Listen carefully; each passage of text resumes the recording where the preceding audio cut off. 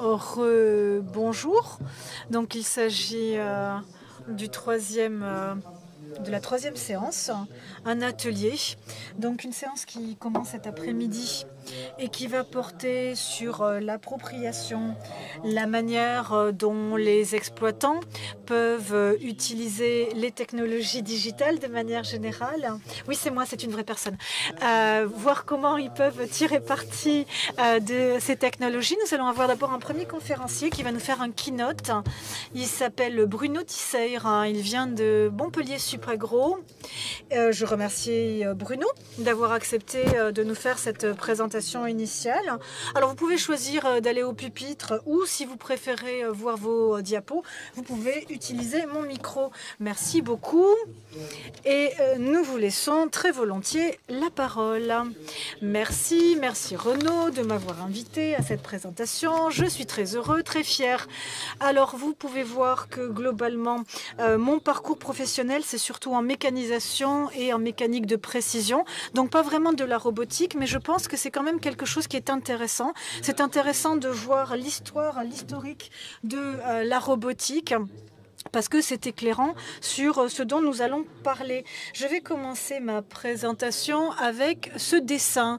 Un dessin qui remonte au début du siècle dernier, donc 1900. En 1900, on se projetait l'an 2000 comme ce que vous voyez ici dans ce dessin. On se disait, voilà, en 2000, l'agriculteur, ça sera comme ça. Et bon, l'an 2000, c'était il y a 24 ans. Alors, c'est intéressant parce que la manière dont on se projette dans l'avenir, et évidemment, je vais faire le lien avec l'automatisation, avec la robotique, bien évidemment, mais vous voyez ici que c'est la mécanisation, c'est le suivi des cultures.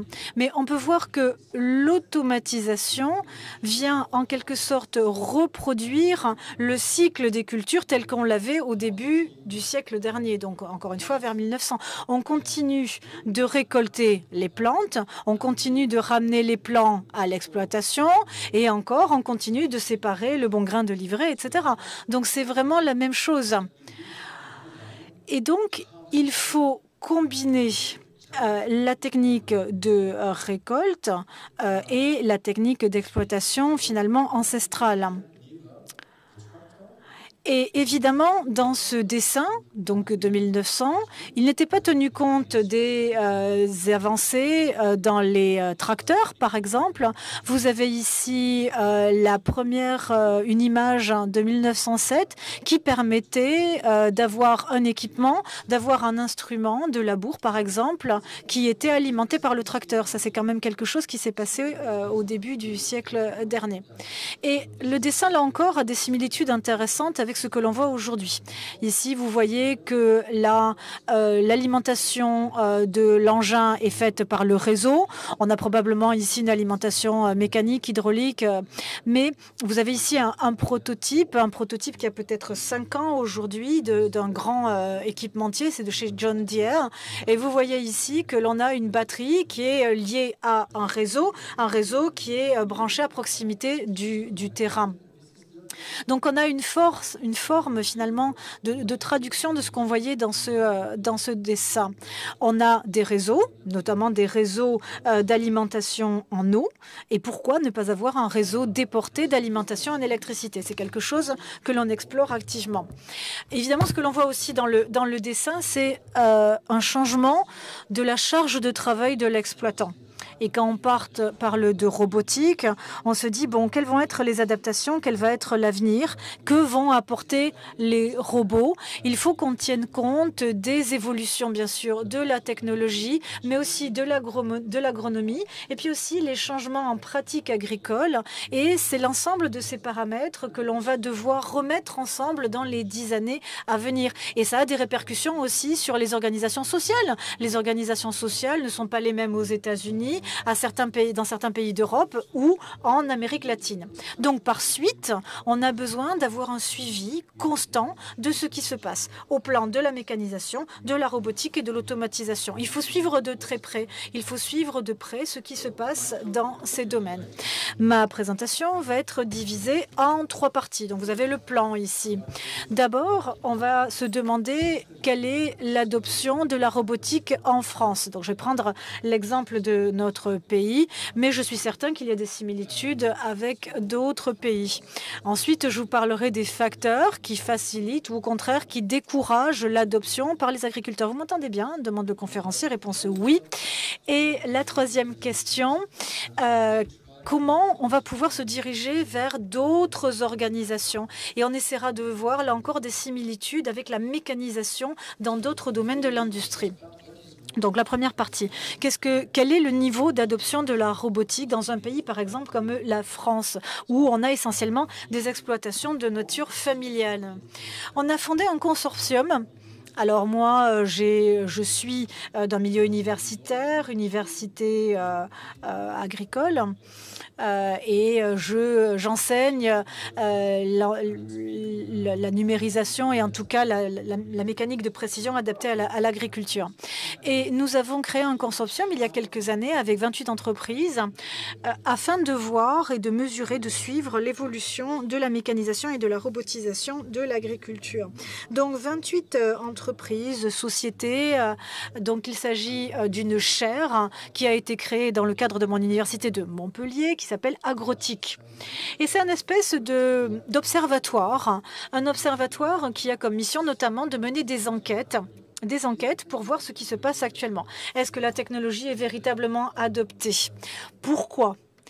Y a-t-il des problèmes, des obstacles qui empêchent l'adoption de ces technologies? Et avec cet observatoire, nous avons mené 2 enquêtes spécifiques sur les robots.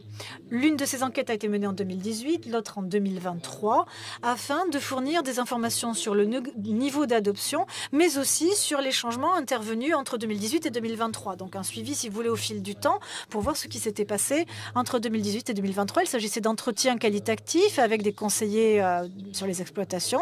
Donc l'idée était d'avoir un instantané de la situation et quels étaient les facteurs d'adoption, les facteurs décourageants. Ça permet d'avoir donc un instantané, un état de l'adoption. En France, nous avons environ 54 000 fermes avec vaches laitières, essentiellement des exploitations familiales. En 2018, on avait à peu près 10 000 robots. Donc on pourrait dire, ah bon, il y a déjà des robots dans l'agriculture en France. 10 000, c'est quand même important. Et ce chiffre passe à 18 000 en 2023. Donc en l'espace de 5 ans, on a cette augmentation. Donc ça veut dire essentiellement que ce sont des robots de traite, ce sont des robots qui viennent nettoyer les locaux et puis des robots de distribution de l'aliment.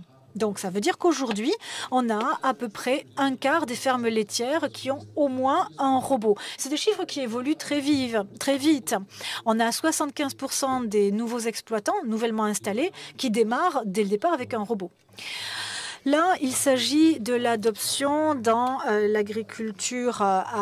Donc, dans l'agriculture, par exemple, ici, on a essentiellement un focus sur la viticulture, sur les exploitations arables, l'horticulture et les exploitations maraîchères. Vous avez ici, en 2018, à peu près une centaine de robots dans ces exploitations. Donc, une centaine de robots dans différents plans de l'exploitation. En 2023, on était passé à 600. Donc, une multiplication par 6, donc ça bouge. Alors, évidemment, ce n'est pas aussi important comme adoption que dans l'industrie, dans l'élevage. Et au-delà des diapos, dans le bas de la diapositive, vous avez des précisions qui montrent que 45% de ces 600 robots sont mis en œuvre dans des productions viticoles, c'est-à-dire c'est toujours des productions à haute valeur ajoutée. 45% dans le maraîchage et uniquement 10% pour tout ce qui est terres arables, parce que c'est essentiellement pour le désherbage, etc. Mais vous voyez qu'en fait, le taux d'adoption diminue avec la valeur ajoutée de la culture. Deuxième partie de ma présentation, on va parler des facteurs qui facilitent, au contraire, qui découragent l'adoption. Le premier facteur, c'est bien évident, quand on pousse un petit peu, quand on pose les questions aux conseillers et aux exploitants, c'est le manque de main-d'œuvre. Mais pas seulement. Alors, il y a un manque de main-d'œuvre, mais en conjonction avec le changement des pratiques agricoles. Et ça, c'est un phénomène de fond qui s'est accentué dans les dernières années parce qu'il y a aussi la volonté d'avoir moins de recours aux produits chimiques pour le désherbage. Donc, on a la collusion des deux aspects, c'est-à-dire un manque de main-d'œuvre plus un changement dans les pratiques. Et ça pousse les exploitants à changer. Et c'est l'une des raisons pour laquelle on a l'adoption des robots, en particulier les robots de désherbage dans les cultures à haute valeur ajoutée. Vous avez ici un exemple. En 2 mots, c'est voilà, l'exploitant Jean-François nous dit voilà, en 2 mots, c'est de l'écologie et de l'optimisation du coût. C'est la raison pour laquelle Jean-François a recouru à ce robot, pour ces 2 raisons. La même chose vaut pour la viticulture. On passe lentement d'un désherbage par agent chimique à un désherbage mécanique robotisé. Et c'est énorme parce que quand on pense à cette différence, ça veut dire que quand on passe du désherbage chimique au désherbage mécanique en viticulture, avant, une personne pouvait désherber 15 hectares tout seul. Maintenant, il ne peut plus gérer que 13 hectares. On a perdu 2 hectares. Donc 2 hectares de moins, c'est du revenu en moins. D'où un défi. Et c'est la première fois que ça se passe dans l'histoire de l'agriculture ou de la viticulture. Ça veut dire qu'avec le temps, si on veut continuer d'utiliser les mêmes pratiques, on peut gérer moins de surface qu'avant. Raison pour laquelle les exploitants se disent qu'ils ont besoin de mains en plus. Ils ont besoin de robots pour pallier à cette diminution de leur capacité à gérer le désherbage manuellement. Après, ça accroît également le confort au travail. Nous avons ici un jeune exploitant de 27 ans qu'on est allé voir et il nous dit aujourd'hui, je veux vivre comme les citoyens normaux, entre guillemets. Je veux pouvoir amener mes enfants à l'école. Je ne veux pas être asservi à mon exploitation. Donc, c'est une question de simplicité, mais c'est aussi la volonté d'avoir une vie décente, d'avoir du confort au travail. Et ça, c'est vraiment encore un facteur très important de l'adoption. Le confort au travail, si on y réfléchit plus avant, c'est aussi la raison pour laquelle on a adopté des systèmes autopilotés.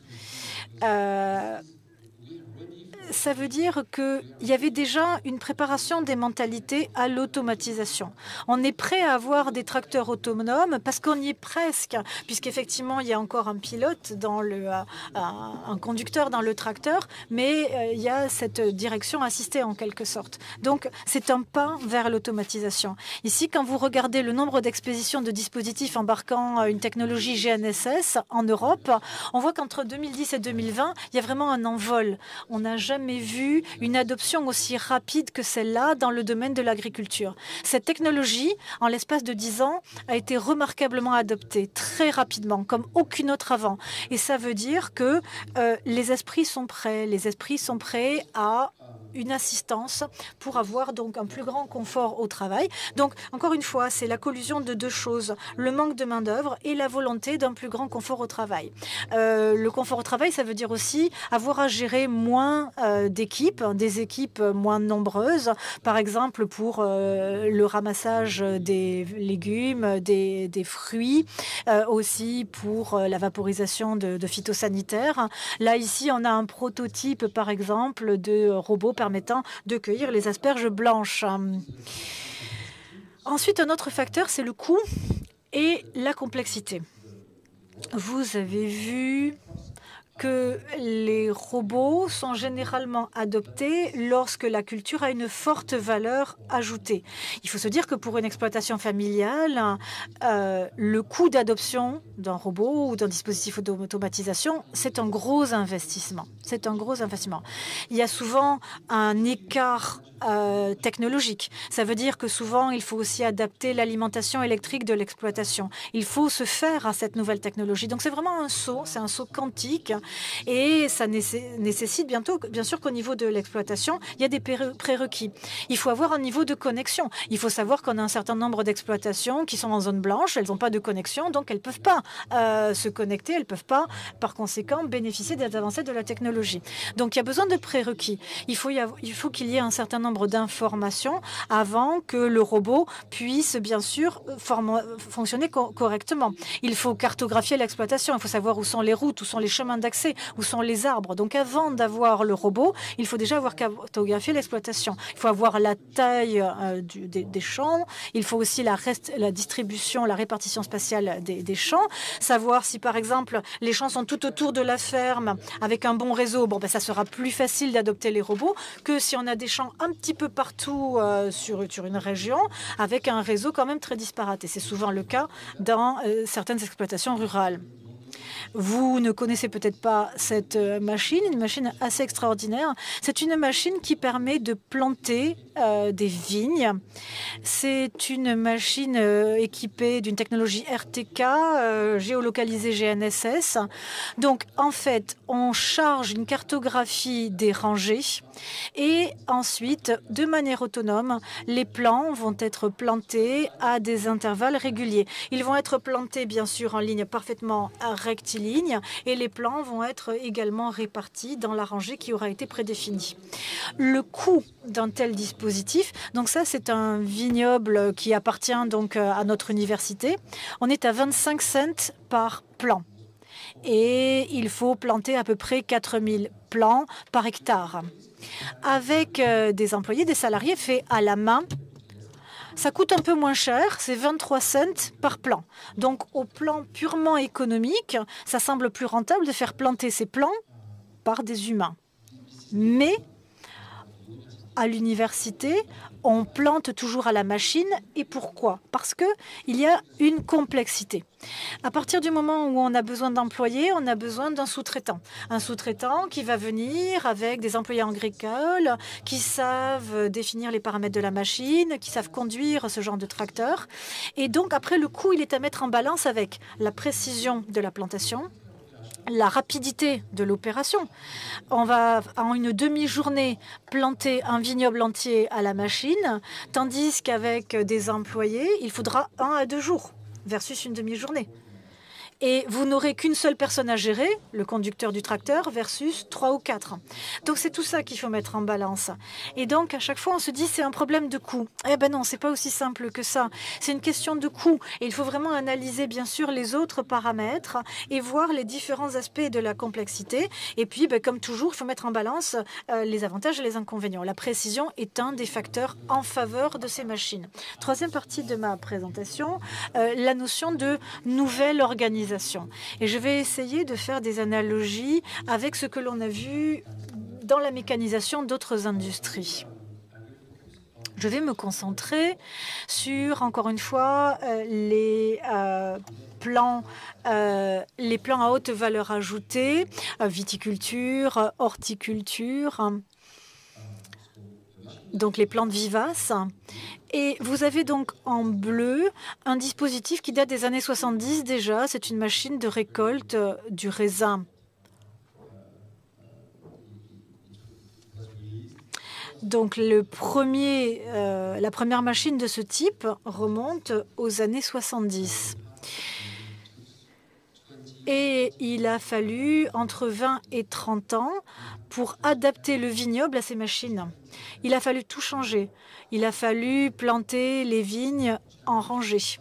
Il a fallu changer l'espacement entre les plants. Il a fallu changer la forme des bordures pour permettre le demi-tour en fin de rangée.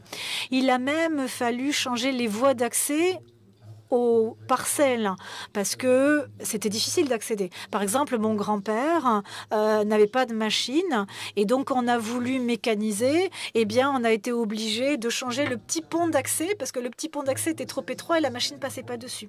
Ben, même chose avec les robots.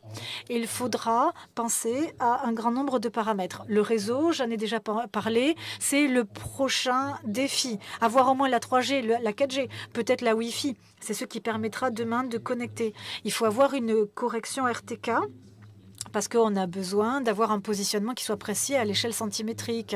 Et il faudra le gérer. Donc, le bon réseau. Mais un réseau, c'est un coût. Et aujourd'hui, un grand nombre d'exploitants vont devoir prendre des abonnements adaptés. Mais avant le réseau, il faudra aussi des rangées qui soient rectilignes, qui soient géoréférencées. Il va aussi falloir une description standardisée des parcelles, avec aussi une description exhaustive de la taille des rangées, des bordures, des parcelles limitrophes et qu'est-ce qu'elles portent comme culture. Et donc tout ça, c'est quand même une quantité de paramètres qu'on devra gérer. Et à titre d'exemple, vous avez vu la machine tout à l'heure, donc qui permettait de planter des plants de vignes. J'ai demandé aux fournisseurs de me donner le dossier technique parce que je savais que ce dossier me serait précieux parce que pour me permettre de modifier l'exploitation et pour faire en sorte que ensuite les plants soient plantés pour permettre demain l'utilisation de robots. Ces informations, elles ne doivent pas être perdues. Et c'est dommage si on n'a pas ces informations en amont, parce que c'est un obstacle, ce sera demain un obstacle à l'adoption des robots. Donc, quand on plante une nouvelle parcelle, aujourd'hui en 2024, il faut déjà penser en termes d'adoption future d'un robot.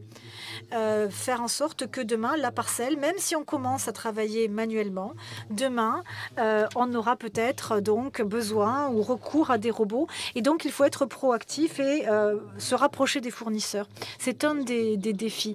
Adapter les parcelles et adapter aussi la manière dont on partagera les informations, la manière dont on travaille avec les différents acteurs de la chaîne de valeur. Je vais ensuite me concentrer sur la notion d'intégration dans l'organisation de l'exploitation et la nécessité de l'adaptation. Alors, je me concentre beaucoup sur la viticulture. Désolée, mais j'ai un peu un biais. C'est quand même quelque chose que je connais le mieux. Vous avez ici des machines, 3 types de machines de récolte du raisin. Donc, à gauche, vous avez l'optimisation d'un équipement existant. Donc, vous avez ici un équipement qui est tracté par un tracteur. Donc, le tracteur, on l'a déjà. On achète un équipement qui est tracté et on se sert de l'alimentation du tracteur pour alimenter l'équipement. C'est ce qu'on appelle de l'optimisation. Au centre, c'est un équipement spécialisé, dédié. C'est une machine autopropulsée, autoportante. L'idée, c'est d'être efficient, rapide pour récolter le plus possible en un minimum de temps pour aussi sécuriser la récolte. Parce que parfois, il est important de récolter vite.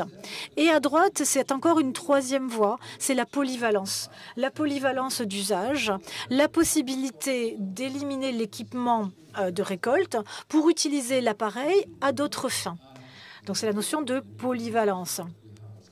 En bas, vous avez d'autres équipements. Vous en avez aussi des échantillons à l'extérieur de la salle. Les exemples que je vais vous montrer tout à l'heure, c'est des dispositifs qui existent. Les 3 du haut, c'est des choses qui sont déjà en exploitation, qui existent déjà.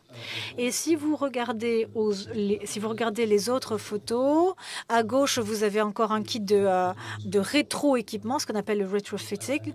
Je ne vais pas citer de marque à ce stade. À droite, c'est encore une fois une machine dédiée, spécialisée, qui ne fait donc que de la récolte, qui fait finalement peu de tâches, mais qui les fait très bien. Et à droite, vous pouvez utiliser avec cet équipement un autre équipement, donc tracter un autre équipement.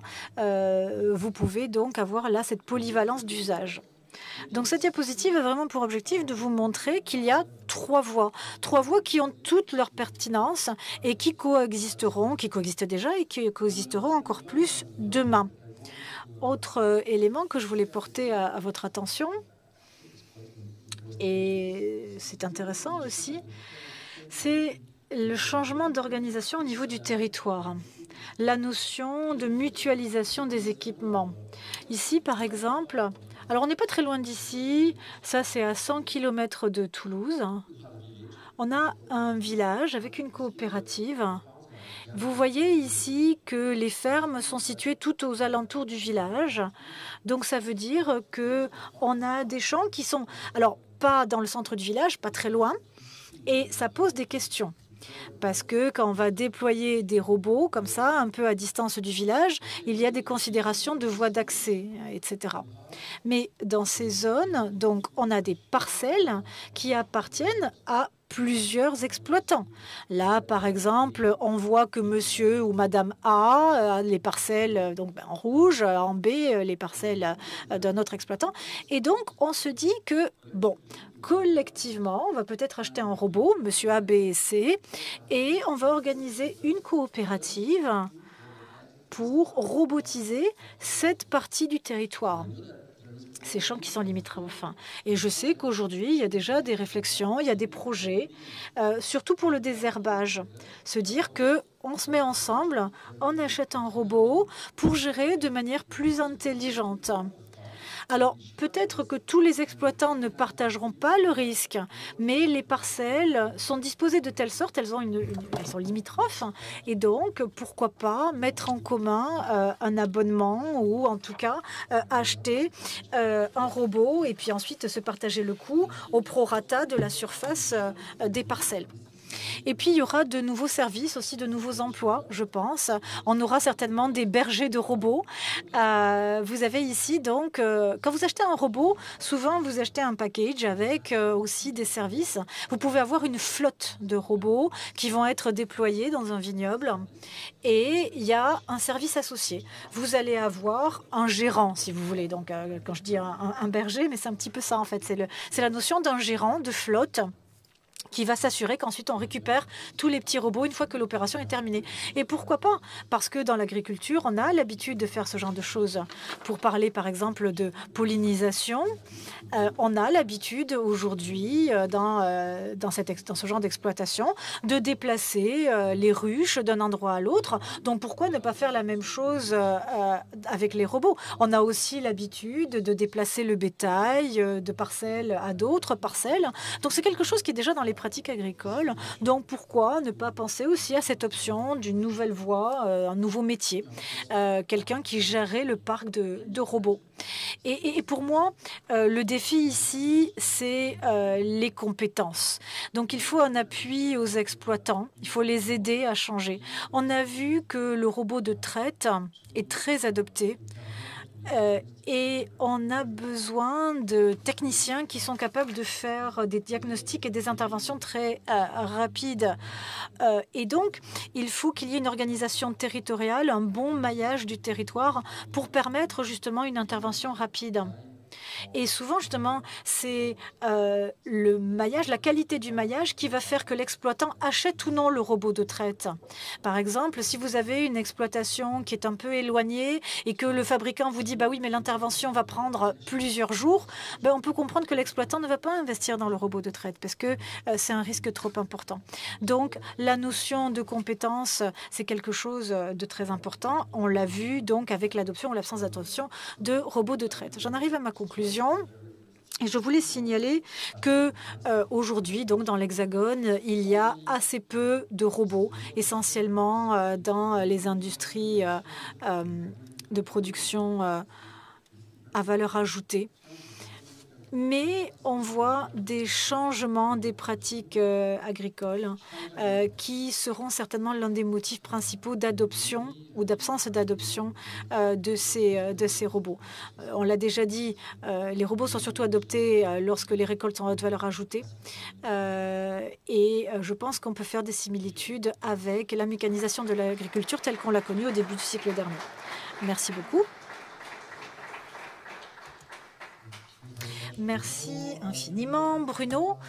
Il nous reste un petit peu de temps. Alors, André va monter sur scène. Et dans l'intervalle, on va en profiter pour poser quelques questions à l'intervenant. Est-ce qu'on a des questions pour Monsieur Tisser?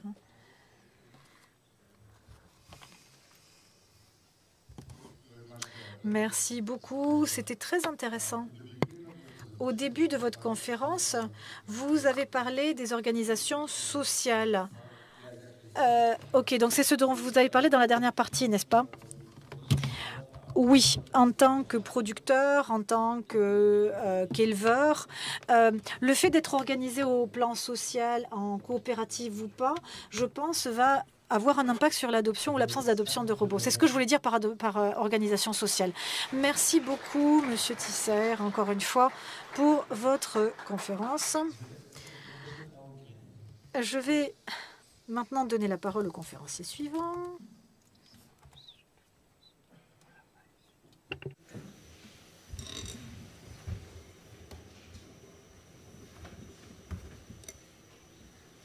Okay.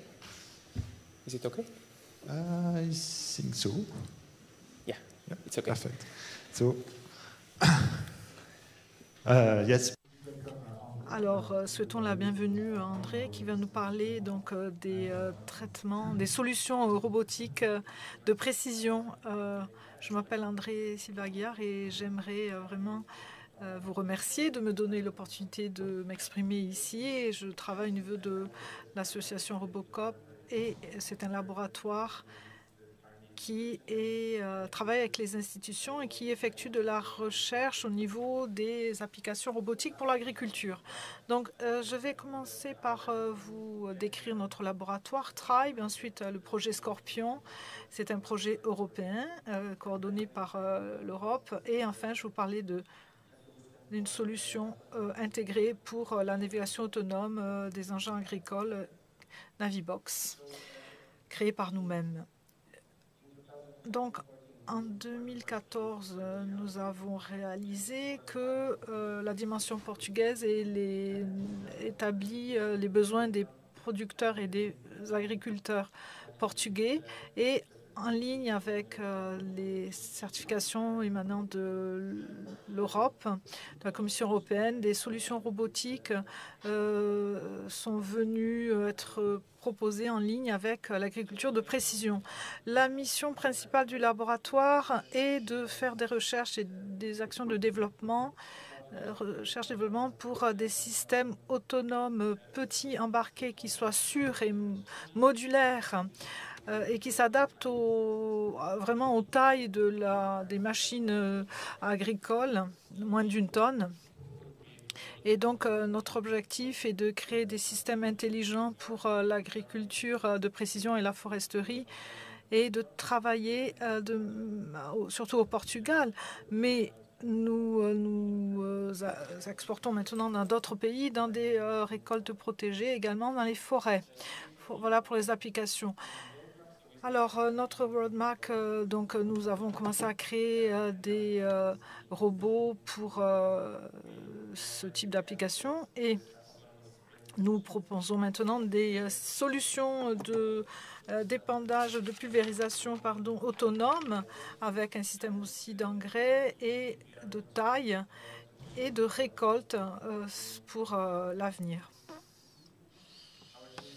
Notre équipe est composée de 25 membres qui sont divisés pour la partie robotique et la partie informatique. Et nous avons des expertises dans plusieurs domaines, l'autonavigation, la sécurité, la perception, la manipulation, les systèmes embarqués et également notre objectif est vraiment de construire notre plateforme à partir de rien. Donc, nos deux plateformes, ici, vous voyez, la première, c'est le Veta Robot qui est conçu pour la pulvérisation de précision dans les vignobles. Et le Modular E, le dit est un robot modulaire qui peut s'adapter. Donc, il peut s'installer derrière le robot pour différentes applications, comme pour labourer, pour récolter et pour apporter de l'engrais.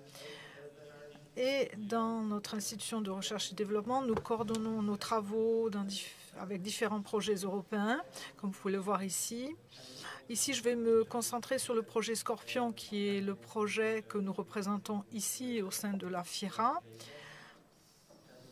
Ce projet a commencé en 2021 et il a fini donc 31 décembre 2023. Il a été coordonné par Enastec et d'autres institutions de recherche et développement. Et l'objectif était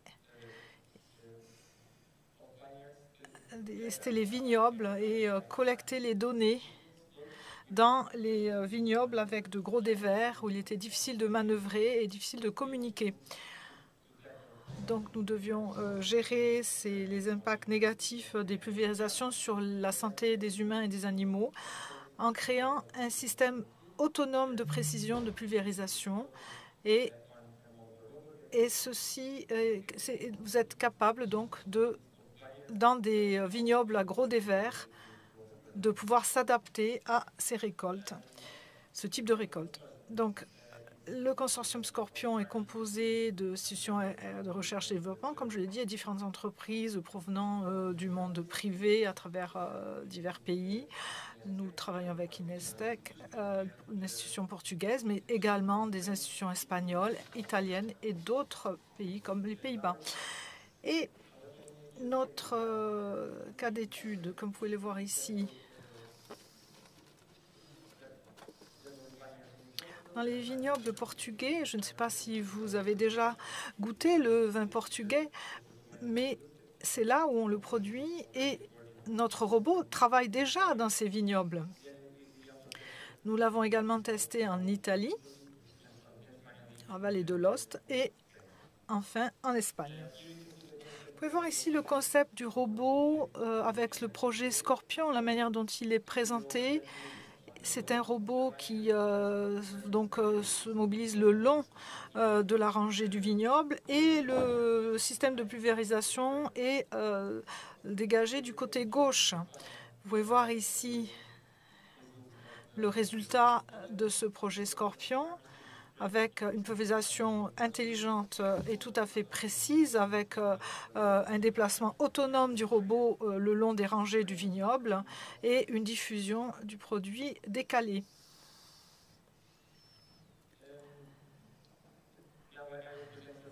Enfin, Navigox pour le système autonome de navigation pour le robot qui a été développé dans le contexte de Scorpion et d'autres projets, on l'appelle Navibox. Il s'agit d'une boîte intégrée pour une navigation autonome pour des applications agricoles, c'est plug and play, pour n'importe quelle plateforme robotique, facile à installer et avec une optimisation GP pour pouvoir le faire naviguer de manière autonome sur n'importe quel robot, avec une mission également surtout de supervision. Et enfin, pour la création de l'algorithme pour aider la mission du robot. La supervision de la mission, on l'appelle Agrob 4 Déméter. En fait, elle va aider non pas le déplacement du robot en soi, mais ça va vraiment suivre et contrôler les tâches réalisées par le robot. Donc, pour tout ce qui est fertilisation et pulvérisation. Ensuite, vous avez un système de localisation qui va localiser notre robot avec le système GNSS ou pas. Et vous utilisez le système d'optimisation GPU qui peut être géré en temps réel et vient soutenir les capteurs et, avec MIU et GNSS. IMU et les GNSS qui sont tous les deux optionnels d'ailleurs dans le système, ne sont pas obligatoires pour que le système fonctionne. Enfin, vous avez Agro PP, avec qui utilise les algorithmes existants. En fait, c'est un algorithme de trajectoire et ceci nous aide à créer ainsi une trajectoire qui est beaucoup plus sûre pour le robot et pour l'environnement avec des dévers importants. Et donc ici, vous voyez à gauche Vous voyez le robot évoluer, la trajectoire n'est pas du tout, ne voit pas la masse du robot et le robot tombe. Et vous avez la même simulation ici avec notre cas d'étude et vous voyez ici à droite que si on a le centre de la masse, eh bien finalement le demi-tour est beaucoup plus, se fait de manière beaucoup plus sûre. Enfin, j'aimerais vous parler du fait que nous sommes ici. On peut vous exposer nos deux robots. Si cela vous intéresse, on peut vous faire des démos demain et après-demain, le matin et l'après-midi. Nous sommes là. Si ceci vous intéresse, contactez-nous. Je m'appelle Andrea et je suis ouvert à toute question également de la salle. Merci beaucoup.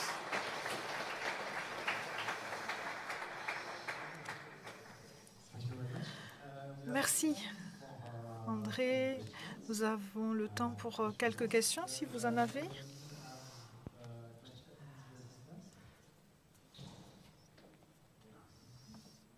Non.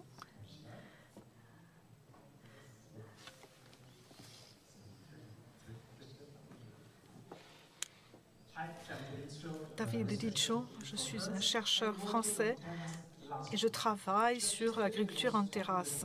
Et je parlais avec un ami à moi, un collègue qui travaille en Italie sur les vignobles en terrasse. Y a-t-il un potentiel pour vraiment l'utilisation de la robotique pour l'agriculture en terrasse? Juste comme ce que vous avez montré tout à l'heure. Au Portugal, comme je l'ai dit, c'est la région du Douro et il y a déjà beaucoup d'utilisation de nos robots pour l'Italie et pour l'Espagne. En fait, on n'a pas trouvé d'autres régions qui présentaient la même typologie avec ces dévers importants. Donc je dirais que si ça marche dans la région du Douro, ça va marcher partout, sincèrement. Je suis très optimiste. Merci.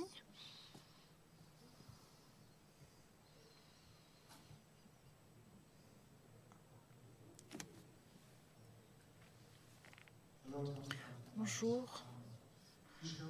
Vous avez montré la trajectoire sûre et il nous faut un modèle de terrain avec un modèle 3D du champ ou du vignoble.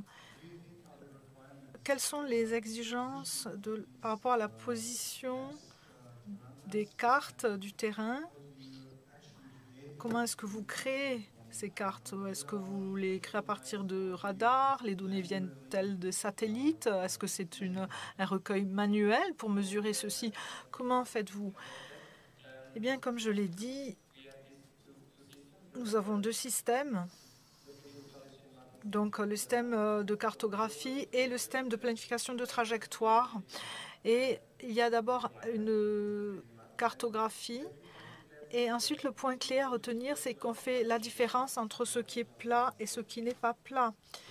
Donc, si vous avez une carte trop compliquée, en fait, la planification de la trajectoire ne va pas fonctionner. Il faut donc bien faire la différence de manière très claire entre ce qui est plat et là où il y a un obstacle pour planifier la trajectoire de manière sûre. Merci beaucoup, André. Je crois que nous n'avons plus de temps pour les questions, donc remercions encore une fois André pour sa présentation.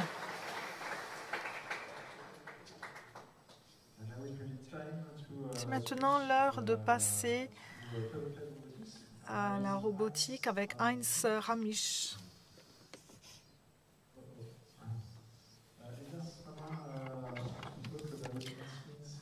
Alors, on va nous parler des capteurs du Brésil.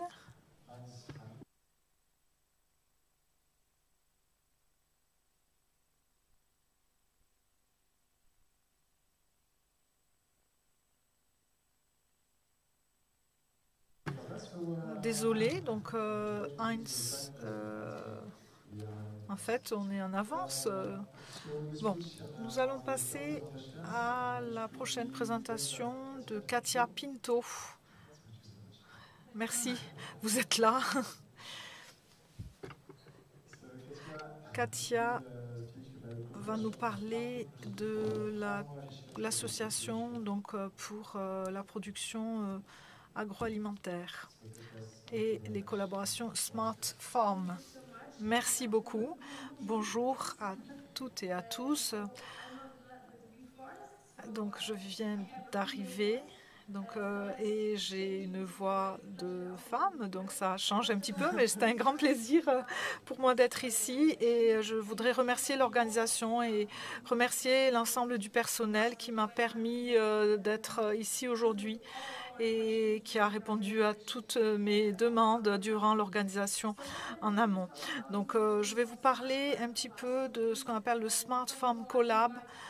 J'aimerais vous inviter d'abord à venir au Portugal, puisqu'elle est déjà installée au Portugal, pas très loin, et de visiter également, de voir près de Lisbonne. Il y a des vols directs, donc vous n'avez pas d'excuses depuis Toulouse. Et en fait, nous sommes dans un très bel endroit avec tout ce qui est agroalimentaire, surtout les fruits et également un petit peu d'agriculture générale. Mais si on peut comparer le Smart Farm Collab, en fait, qu'est-ce que c'est? C'est une institution similaire à ce que vous avez ici avec Catapulte ou une autre institution en Allemagne.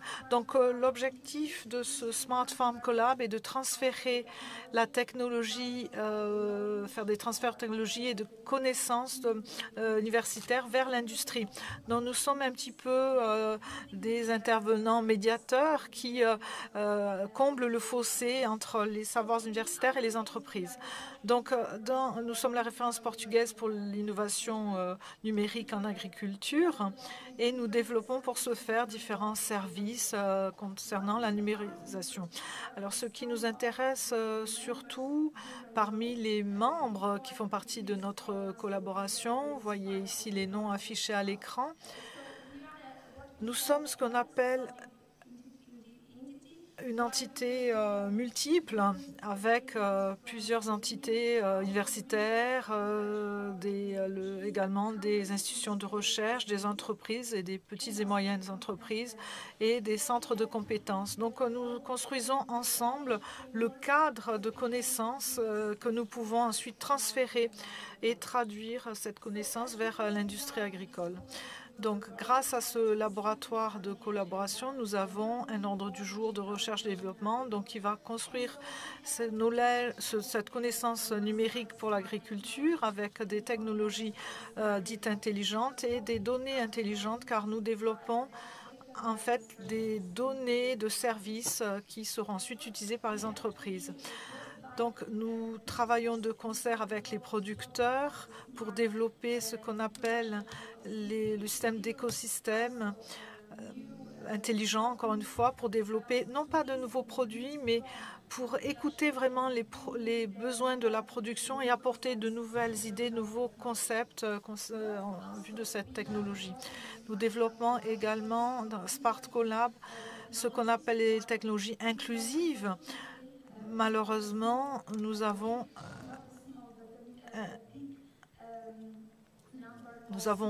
un grand nombre de petites exploitations et il faut que technologiquement, elles aient le bon niveau et qu'on leur apporte la meilleure technologie. Donc, nous avons ce souci d'apport de technologie inclusive pour qu'avec ces technologies, on puisse apporter ce renforcement des capacités.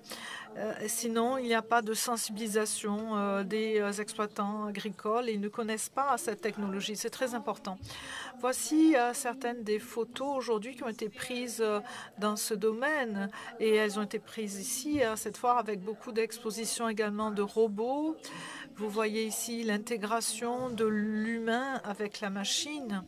Et comme je le disais, nous gardons à l'esprit que nous développons une technologie qui est peu coûteuse et qui est développée selon les besoins spécifiques des agriculteurs, car ce dont ils ont vraiment besoin et ce que nous pouvons construire, eh bien, c'est là où nous nous rencontrons.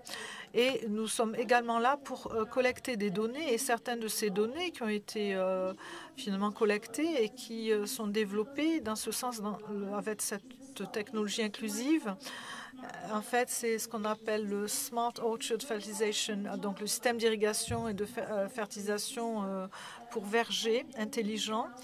Et c'est le système qui est intelligent, évidemment. Et nous pouvons donc développer un système de télécommande par GSM ou par d'autres types de communication. Et nous savons que dans le champ, eh bien, ceci va fonctionner car nous travaillons de cette manière. Donc, nous combinons toutes ces informations dans un système de pipeline, et donc nous avons cette technologie donc au niveau que nous appliquons au niveau local. Nous avons une matrice très importante des données avec beaucoup de technologies sur le site, et ensuite nous pouvons gérer cette information, la traiter sur une plateforme interactive.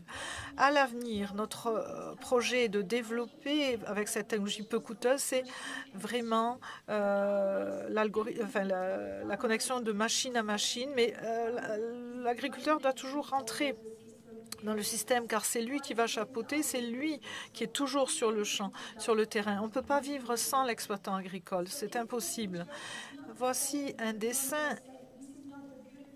Ce n'est pas... en fait, c'est un tableau de bord qui n'est pas beau, mais qui est utile, car il faut que ce soit utile plutôt que d'être beau. Donc, voici ces informations, notamment avec le type de capteurs qui sont embarqués sur le système robotisé. Vous avez ici, on appelle ça Smart Farm 4.0.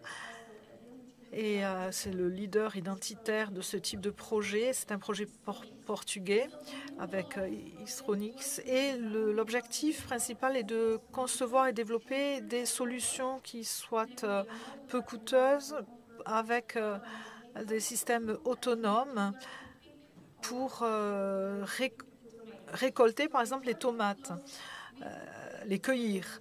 Donc, voici la vidéo fonctionne. Vous voyez ici les deux rangées et on travaille donc dans des serres de la région ouest du Portugal, et ceci se fait selon les spécifications, le cahier des charges des serres et les informations dont nous disposons avec les robots également. Vous voyez ici le bras articulé du robot qui va cueillir ces tomates. Eh bien, nous collectons également ces informations pour également le comptage des tomates et l'état de maturité du fruit.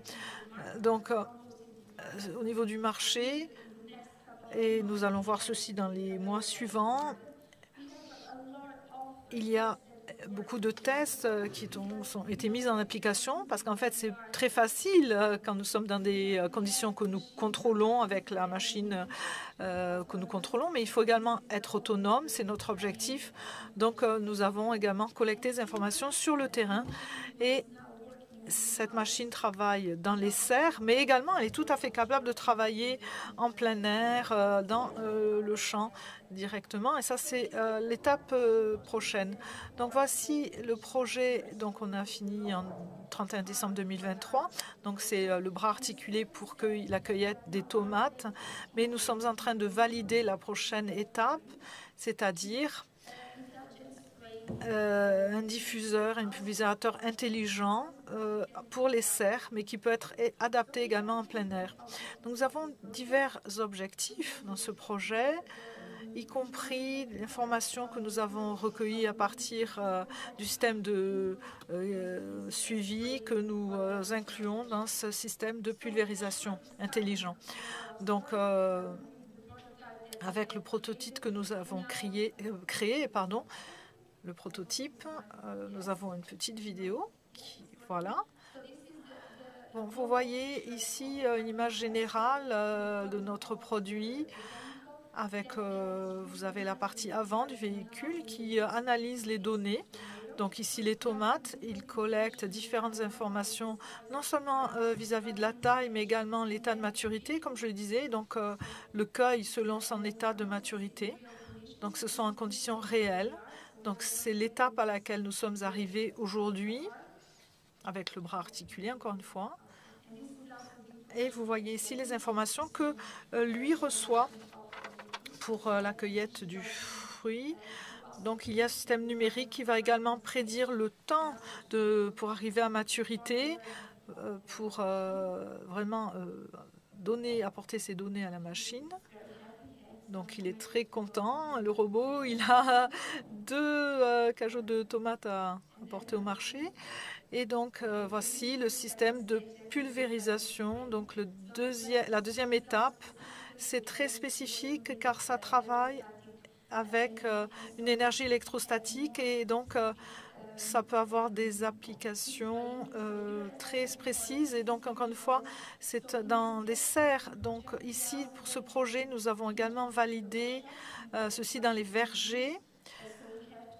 Donc, il faut reconcevoir la machine pour qu'elle s'adapte au cahier des charges futur, car nous voulons également collecter des informations à partir des champs pour la pulvérisation précise et sélective, mais également pour savoir combien de fois est-ce qu'on doit réaliser ces pulvérisations dans les champs. Donc, cette machine, la deuxième, elle est également dans la zone d'exhibition. Donc, s'il vous plaît, venez nous voir. Nous serions très heureux de vous accueillir et de vous présenter plus de détails sur nos produits. Comme je l'ai dit, c'est sous la zone 31. Donc, voici, j'ai fini ma présentation. Merci beaucoup.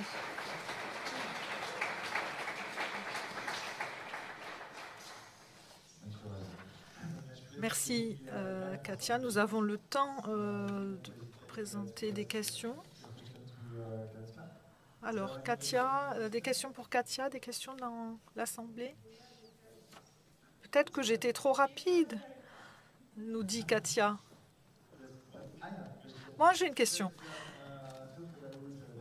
Vous parlez de la collecte des données, vous parlez de la robotique, de l'automatisation, mais comment établissez-vous le lien entre les données que vous recueillez, les données de traitement et le système de prise de décision? Comme vous l'imaginez et comme je l'ai dit, dans cette collaboration, il y a plusieurs membres.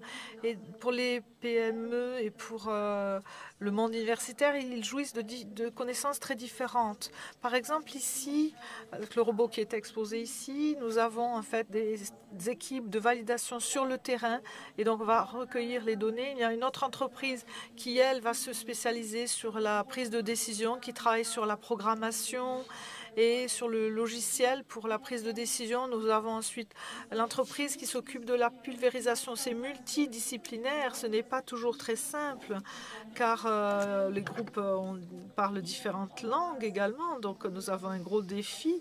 Nous sommes tous agronomes, mais tout de même, il faut que nous nous comprenions. Donc nous devons intégrer toutes ces informations et ce qui est difficile, c'est de travailler à partir d'un service vraiment tourné vers la donnée et dont le moteur est la donnée. On veut savoir quel est le problème. Et nous avons des équipes ergonomiques qui vont essayer de traduire l'information. C'est-à-dire, par exemple, pour la tomate, la récolte de la tomate, nous avons les machines qui sont vraiment prêtes avec beaucoup de capteurs, mais nous réalisons de manière simultanée des analyses en laboratoire. Donc nous devons coordonner les données du capteur et le travail des laboratoires, par exemple la date de maturité des tomates, etc. Nous essayons de combiner tout ceci pour que nous ayons une image qui soit calibrée et qui arrive au bon moment pour, par exemple, le temps de la maturation. Donc, il y a des parties très différentes. Par exemple, on utilise l'imagerie d'une zone pour prédire le point de maturation et le temps de récolte pour le vin, pour la viticulture. Donc, nous avons l'imagerie, nous avons les capteurs qui vont tout le temps collecter les conditions climatiques et ensuite les résultats des analyses laboratoires. On essaie de trouver vraiment le bon compromis pour travailler avec le robot, avec ces 3 sources de données.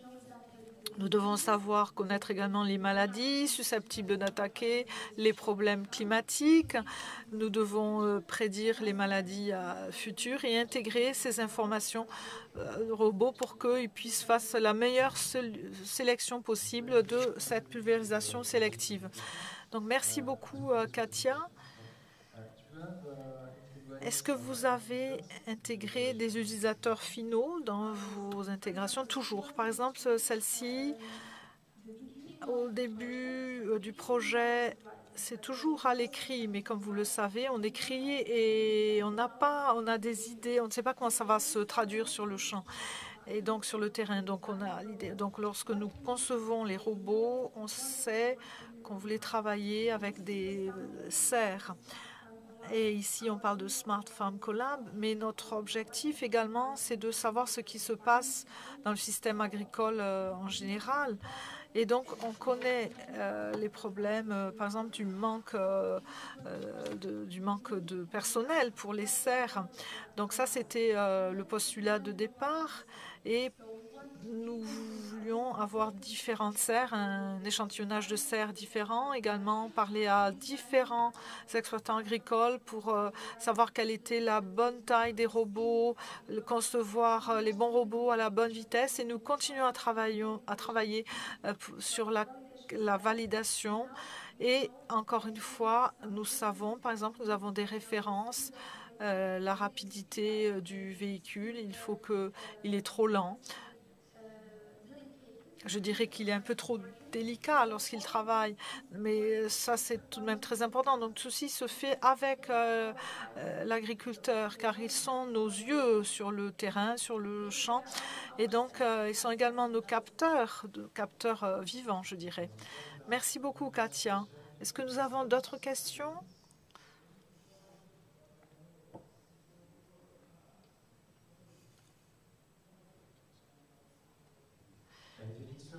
Richo, je suis un chercheur en agronomie. Je suis d'accord avec vous, les agriculteurs ne sont pas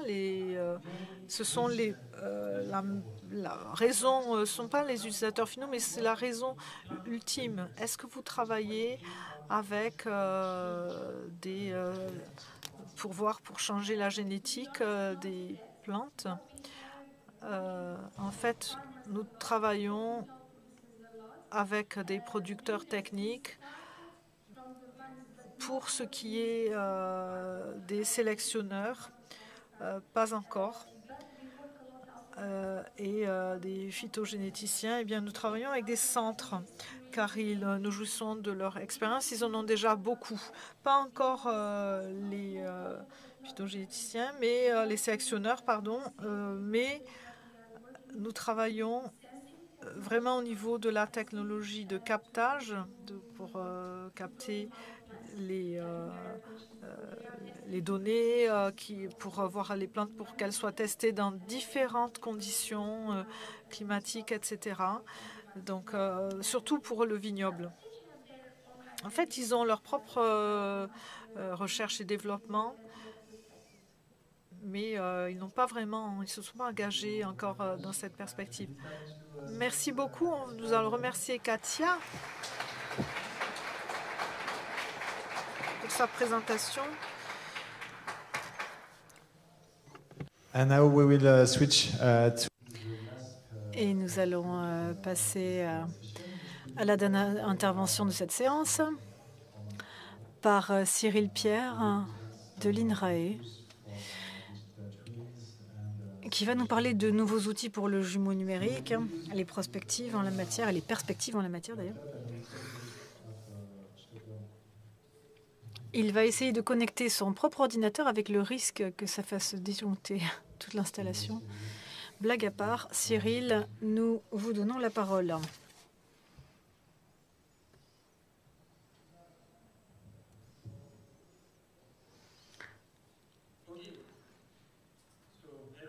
Bonjour à tous.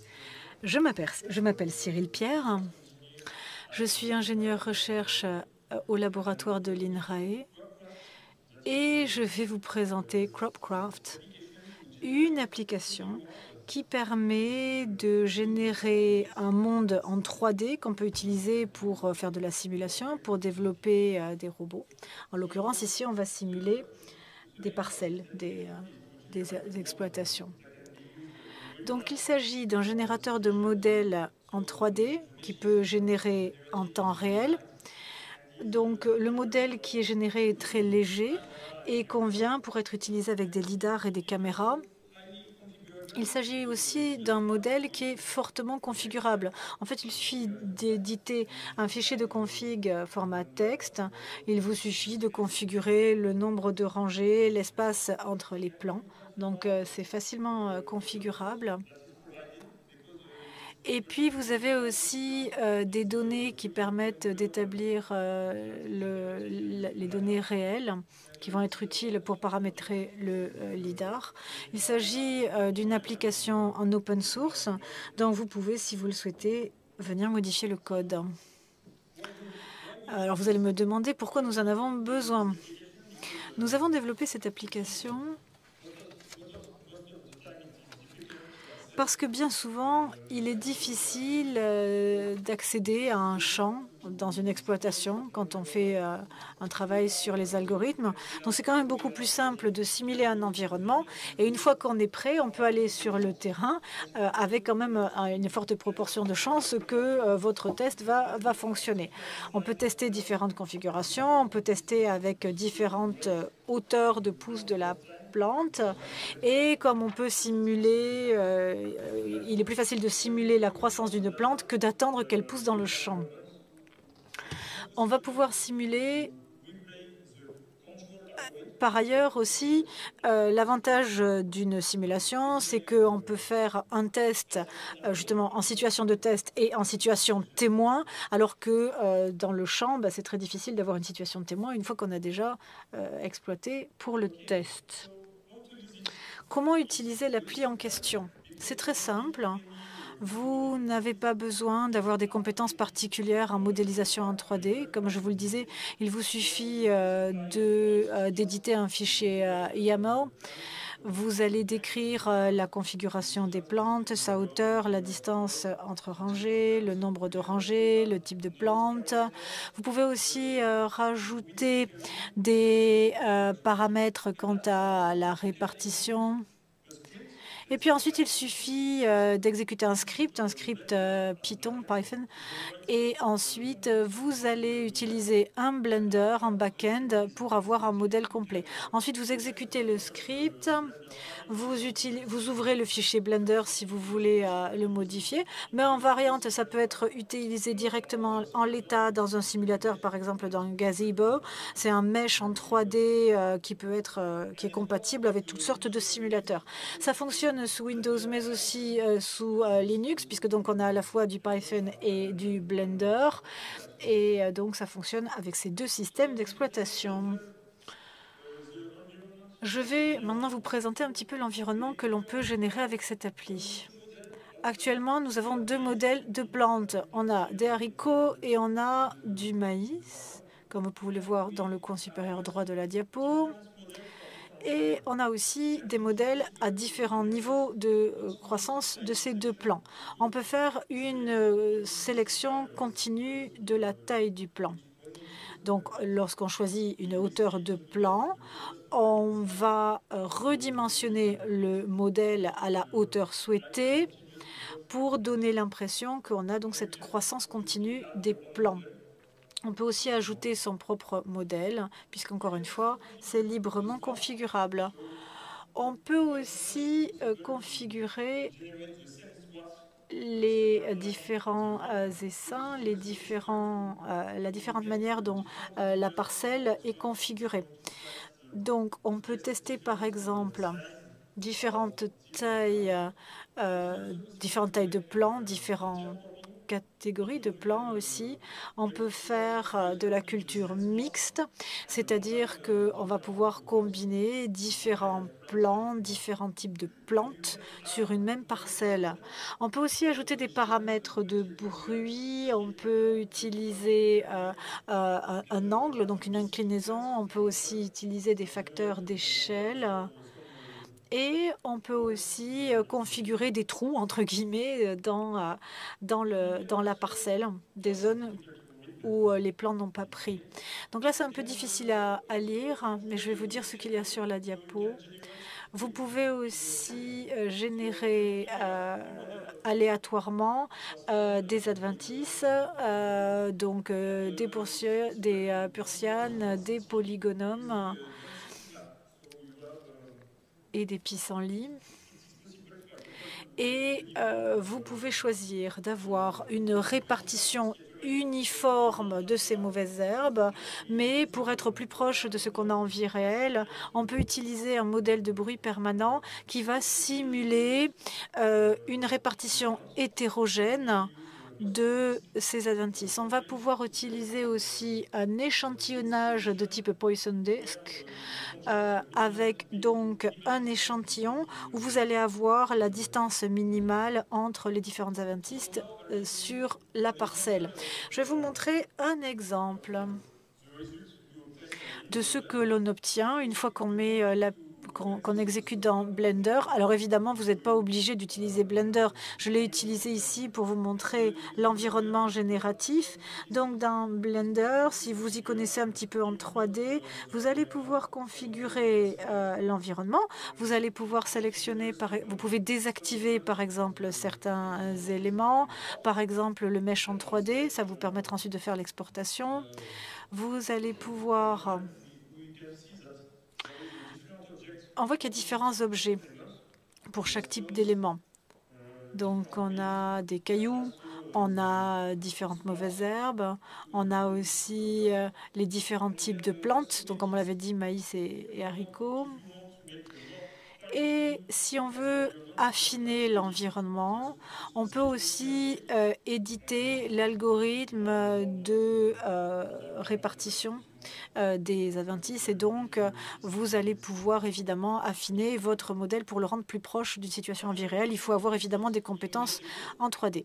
On peut aussi l'utiliser dans Gazebo. Le script va générer automatiquement un modèle qui est directement importable dans Gazebo.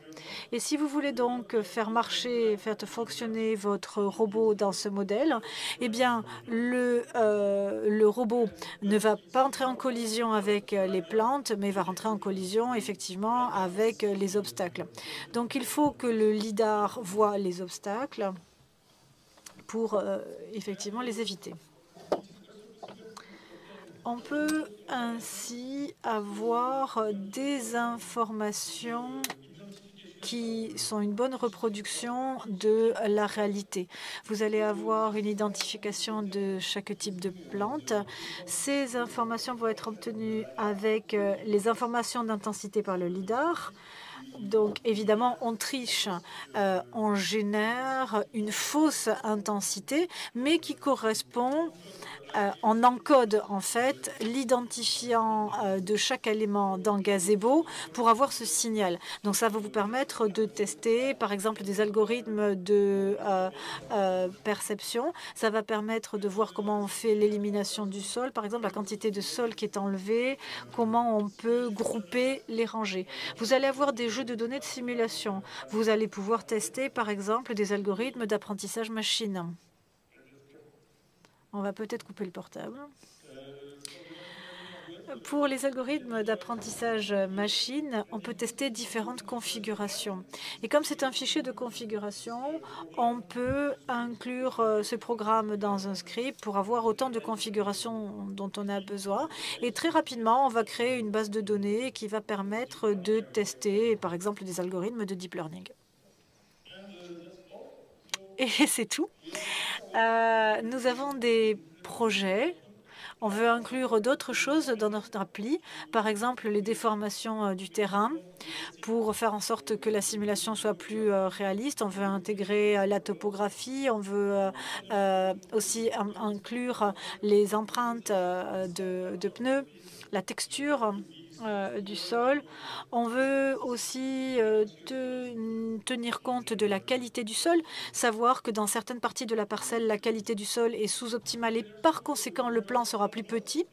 On vous pourra aussi simuler la croissance de la plante. Aujourd'hui, on a différents modèles en 3D pour représenter la plante à différents stades de sa croissance. Mais demain, on pourra simuler la croissance de la plante sans avoir à recourir à 3 modèles distincts. Il existe dans Blender actuellement des outils qui permettent de simuler cela, donc ça serait intéressant d'intégrer cela dans notre appli. Et puis, on voudra pouvoir exporter nos modèles pour qu'ils soient compatibles avec d'autres simulateurs. Aujourd'hui, c'est compatible avec Gazebo, mais demain, on voudra pouvoir peut-être utiliser dans Isaac, par exemple. Et on voudra aussi avoir plus de modèles de plantes et d'Adentis. Merci beaucoup de votre attention. Si vous avez des questions, je serai aussi l'un des présentateurs à la session poster. Si vous voulez jeter un coup d'œil à notre code source, je vous invite à aller voir sur GitHub. Vous avez ici le QR code qui vous permet d'accéder au code source de notre appli. Merci beaucoup. Merci beaucoup Cyril. Nous avons le temps de répondre à quelques questions. Est-ce que nous avons des volontaires, des questions pour Cyril?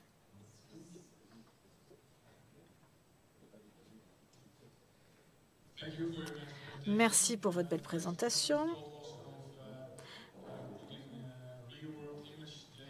Est-ce que vous avez envisagé de mettre des données du monde réel, donc des images, pour peut-être ajouter de la texture à vos feuilles? Réponse, oui, il peut être intéressant d'utiliser des photos de vie réelle, mais le problème avec le mesh, si on met des données de vie réelle, c'est que ça va être des modèles qui vont être volumineux et par conséquent, ça sera difficile à exécuter en temps réel. Mais en effet, on peut traiter manuellement l'image pour améliorer ou pour ensuite réduire la taille du mesh et faire en sorte, en effet, que ça soit inclus dans le simulateur. Par exemple, nous avons fait une modélisation assez réaliste du sol qui sera peut-être inclus dans des versions futures de notre appli pour que, en effet, le simulateur soit plus réaliste. Donc, une simulation plus réaliste à la fois du sol et des plantes.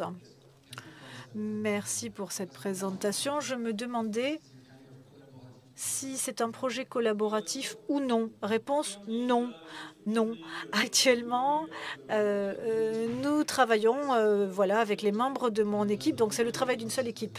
Et donc la question qui fait suite, ça serait intéressant peut-être de collaborer. Vous savez, c'est de l'open source, donc ça veut dire que n'importe qui peut faire une requête, proposer une amélioration sur GitHub qui sera ensuite répercutée dans le projet. Question. À votre avis, est-ce que c'est difficile d'ajouter une nouvelle plante, par exemple de la vigne ou un fruitier? Non, il faut créer un répertoire avec le nom de la plante. Ensuite, vous ajoutez vos modèles et ça peut être inclus directement dans l'appli. Donc non, c'est pas particulièrement difficile. Bonjour. Est-ce qu'il est possible, dans votre fichier,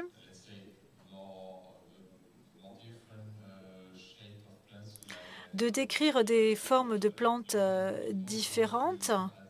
Est-ce qu'il est possible d'ajouter différents types de plantes, peut-être des plantes plus complexes, des buissons, des arbustes? Est-ce que vous avez déjà exploré cette possibilité, un algorithme génératif qui viendrait donc générer le mesh de plantes ainsi plus complexes, ou est-ce que c'est toujours des plantes qui sont pré-modélisées? Réponse. Actuellement, les modèles correspondent à des plants arboricoles. Pardon, des plants horticoles, mais on peut aussi ajouter donc des plants arboricoles ou de la vigne. Tout est possible. Tout est possible.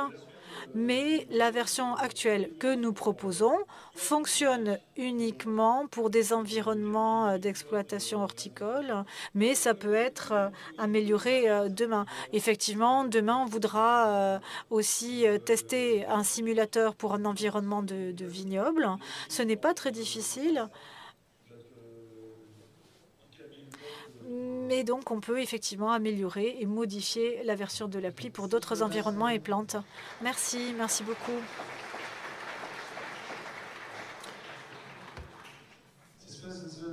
Il s'agissait du dernier conférencier de cette troisième session, cet atelier dédié à la robotique. Dans quelques instants, nous allons lancer le hackathon dans 1 minute.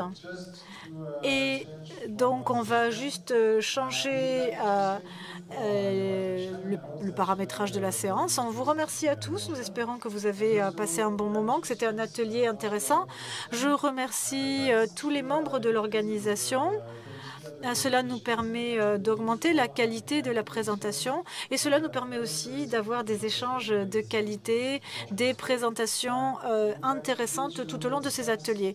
Donc, en votre nom, nous allons remercier le comité d'organisation du FIRA pour avoir organisé cet atelier scientifique.